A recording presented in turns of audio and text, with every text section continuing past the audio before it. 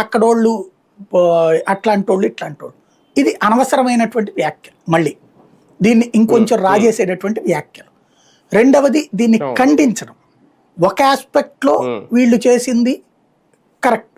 ఏది సాక్షి కార్యాలయాల మీద దాడిని తప్పు పట్టడం వరకు తప్పు లేదు. ఎందుకంటే నీకు నిరసన అనేటటువంటి దానికి కార్యాలయాల మీద దాడి చేసేటట్టయితే ఇదివరకు జగన్ మీదన ఎన్ని రకాలైనటువంటి దుర్భాషలు రాసుకొచ్చారు.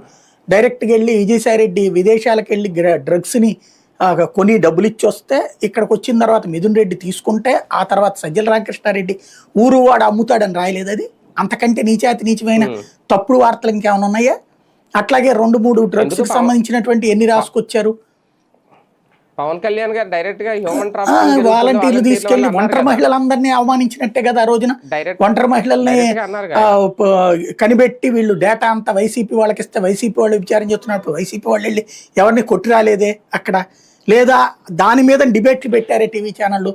అప్పుడు ఆ టీవీ ఛానల్ మీద కేసులు పెట్టలేదే యాంకర్ని వీళ్ళందరినీ పెట్టుకురాలేదే. జనసేన నాయకులు అప్పుడు వాలంటీర్లను కొట్టారు. అవును. గుర్తుందా లేదా? కాబట్టి వాలంటీర్ల దగ్గర డేటా లాక్కున్నారు ఆ చేతిలో ఆ ఫోన్. అంటే ఇక్కడ సమస్య ఎక్కడ వస్తుందంటే మనం ఆలోచిస్తున్న తీరు ఒకళ్ళ దాన్ని సమర్థిస్తున్నాం, ఒకళ్ళ తప్పుపడుతున్నాం. ఇక్కడ జగన్ కొమ్మినేనిని వెనకేసుకురా వచ్చే విషయంలో అయితే నాకు అభ్యంతరం ఉంది. ఏంటది?